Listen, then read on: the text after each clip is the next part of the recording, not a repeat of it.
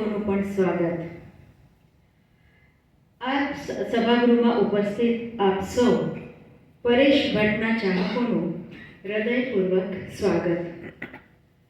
આજનો આ કાર્યક્રમ જેમના વગર શક્ય નહોતો એ સ્વરકાર, ગાયક, મિત્ર સુરેશ જોશીને કેમ બોલાય.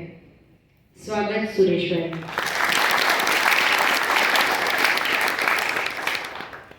સુરેશભાઈ કર્મણ્યેવાધિકારસ્તે માં ફલેષુ કદાચનમાં જ માને છે, એટલે એ ચૂપચાપ એમનું કામ કરતા હોય છે, પણ સહેજ પણ ઢોલ વગાડીને નહીં.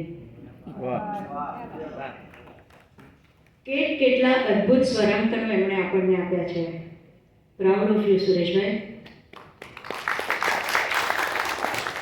અને હવે આજના સંચાલક અમરેલીના કવિ પ્રણવ પંડ્યાનું સ્વાગત એમના કેટલાક શેરથી.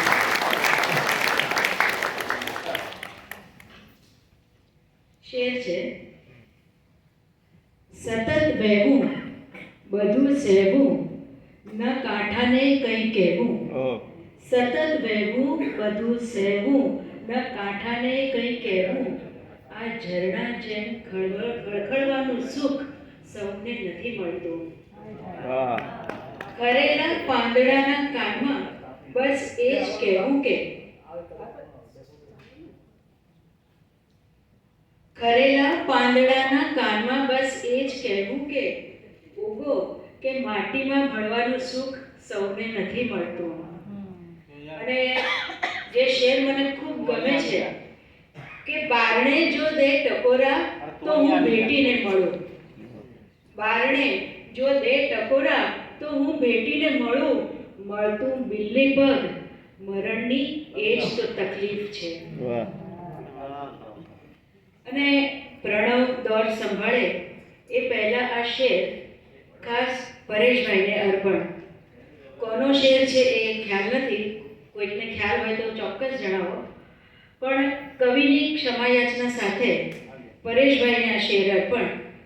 અમે કીધા નથી દર્શન, છે કેવળ સાંભળ્યા સ્વરાંકન. અમે કીધા નથી દર્શન, છે કેવળ સાંભળ્યા સ્વરાંકન.